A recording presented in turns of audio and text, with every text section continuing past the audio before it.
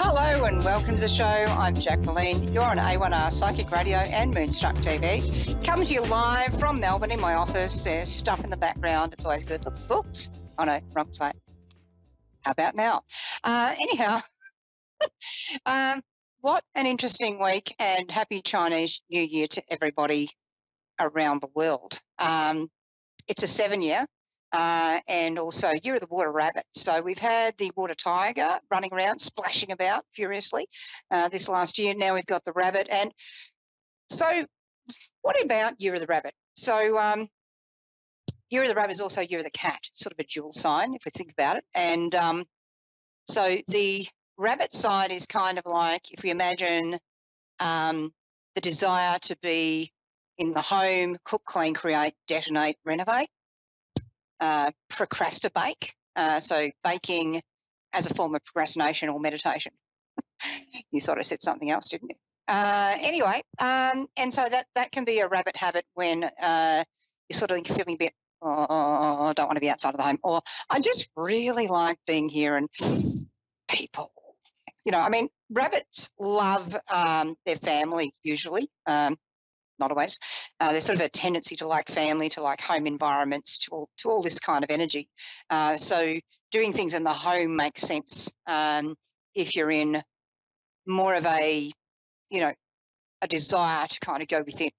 So we sort of think of the rabbit and the horse and the cow in the Chinese astrology. They've all got the eyes to the side of the head to see, not the inside, but the outside, to see what is chasing them to make them into dinner, right? It's like, is there a tiger chasing me, right?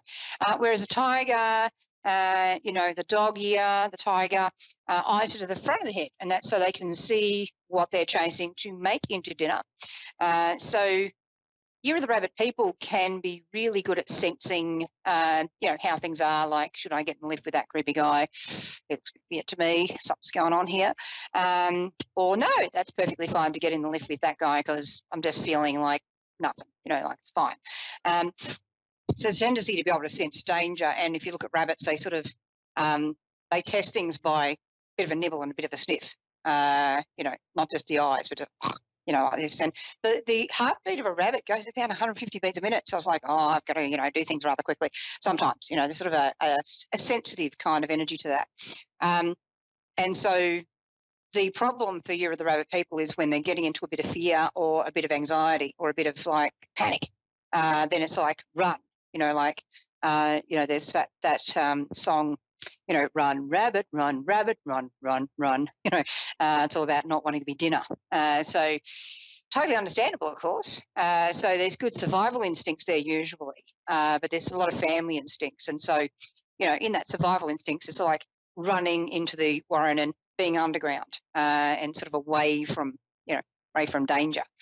So there's that side to the rabbit. And then you've got the cat side to the rabbit, which is the eyes at the front of the head. I can see where dinner is, very instinctual. They land on their feet. They're very well balanced. And it's sort of like, oh, cuddle would be nice. Not there, though, and not here. And frankly, just get away from me. I'm sensitive, don't you know? But I like you, but no.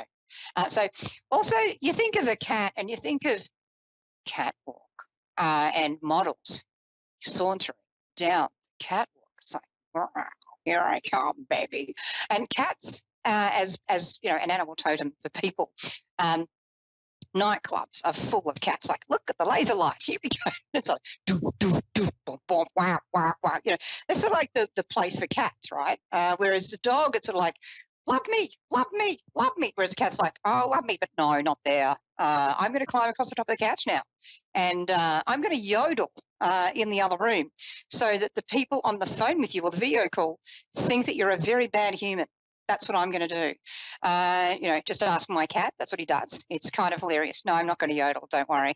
But you sort of think of this year and it's going to be kind of like the cha-cha. You sort of think of the moves in the cha-cha. It's like, do, do, do, boom, you know, and it's like back and then do, do, do, boom.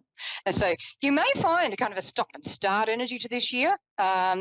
bit manic, and, rely on the instincts. Use your patience. Patience is good. Yeah. You may find that patience is tested because it's a 7 years where you could find people more aggravating than usual, or, just trying to assert the boundaries or even cross the boundaries a bit. So, having patience. I often find that a really good analogy is if someone's cutting you off in traffic, right? A really great way of dealing with this is not to get angry and do the very Aussie thing of screaming obscenities out the car at how much of an idiot you think that person is, but instead, it's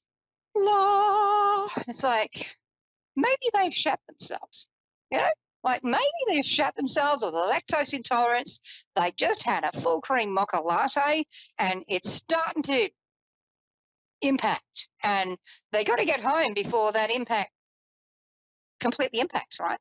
And they're having to race home, and that's why they've cut you off in traffic, because they've got to go right around that corner and narrowly miss a truck coming straight towards them just to get home because they've got to get to the toilet. That could help. That could help you through this year. If you just think maybe they shat themselves. It's just going to be maybe a nice philosophical view of why that person's being unreasonable. I mean, there could be 1,000 other reasons, but I think I like this one most, because why not? Makes it more entertaining in a way. It's sort of like your compassion is right there if you know that, or you think that maybe that person shut themselves. You're going to think, well, if I was in that situation, I shut myself, I probably would be a bit impatient, and I probably would be doing crazy things maybe. So that could help. It's just a way of coping with idiots, I think. So maybe use that. So this year, if you sort of think of the cat and how it sort of watches things, it sits there and then pounces. So that could work for you, unless you're trying to pick someone up at a nightclub, in which case I don't suggest that, because they may have a little bit of a problem of being physically assaulted. That could be an issue. So don't do that. And as a psychic this year, you may find you pick up a lot more in dreams, or you may actually find that you get more creative or intuitive at nighttime, quite literally.